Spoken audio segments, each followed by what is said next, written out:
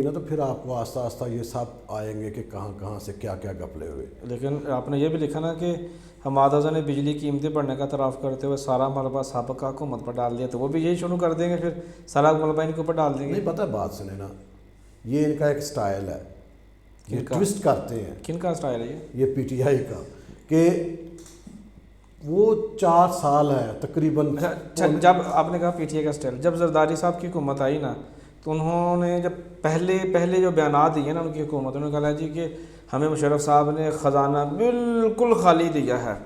پھر نواز شریف صاحب کی حکومت آئی تو ان کے پہلے 5 7 10 دنوں کا جو بیانیہ تھا نا وہ یہی تھا کہ ہمیں زرداری حکومت نے صرف خالی خزانہ دیا ہے.